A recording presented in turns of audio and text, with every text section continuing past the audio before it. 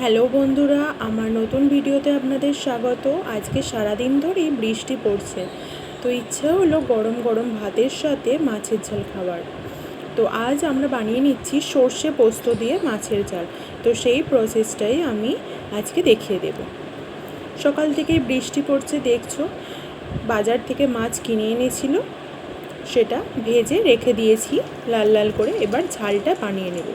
তো সেই জন্য কড়াতে সর্ষের তেল দিয়ে তাতে ফোড়নে কালো জিরে দিয়ে দিলাম। নেক্সট আমরা দিয়ে দিচ্ছি টমেটো কুচি,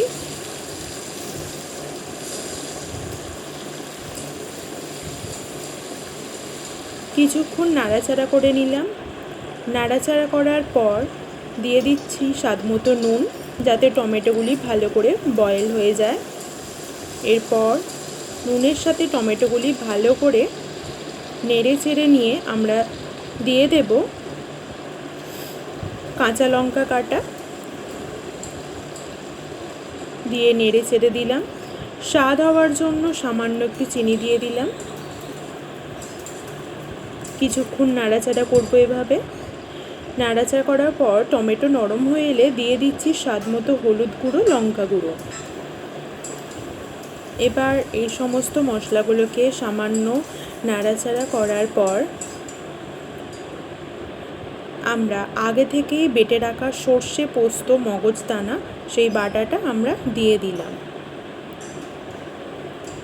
দিয়ে কিছুক্ষণ এভাবেই নাড়াচাড়া করব।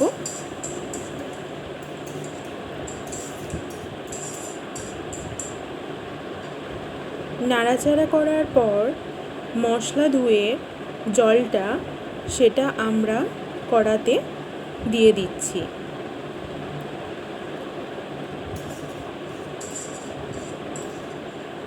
কিছুটা নেড়ে চেড়ে এতে পরিমাণ মতো জল দিয়ে দিলাম।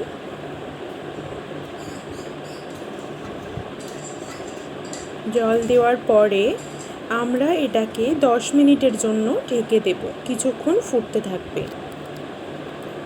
10 মিনিট পর খুলে দেখলাম মাছের ঝাল সর্ষে পোস্ত দিয়ে একদম রেডি, দেখতে পাচ্ছ বন্ধুরা। এবার মাছগুলো এক এক করে দিয়ে দিয়েছি। মাছগুলো দিয়ে কিছুক্ষণ ফুটতে দেব, আরও 5-7 মিনিট ফুটতে দিলাম।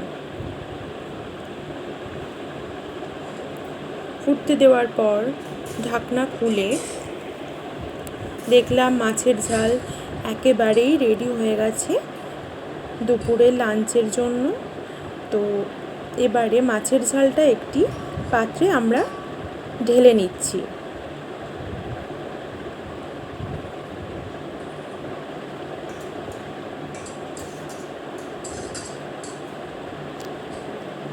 দেখতেই পাচ্ছ বন্ধুরা, আমার মাছের ঝাল একদম রেডি। গরম ভাতের সঙ্গে সর্ষে পোস্ত দিয়ে মাছের ঝাল খুবই চমৎকার লাগে। তো আজকে সেই প্রসেসটাই তোমাদের সঙ্গে শেয়ার করলাম। তো বন্ধুরা, দেখে নিলে মাছের ঝাল আজকে দুপুরের লাঞ্চের মেনু একদম রেডি। তো আমার ভিডিও যদি তোমাদের ভালো লেগে থাকে প্লিজ লাইক করবেন, অবশ্যই শেয়ার করবেন। আরও এরকম নতুন নতুন ভিডিও দেখার এবং পাওয়ার জন্য প্লিজ আমার চ্যানেলটিকে সাবস্ক্রাইব করুন, আমার পাশে থাকুন।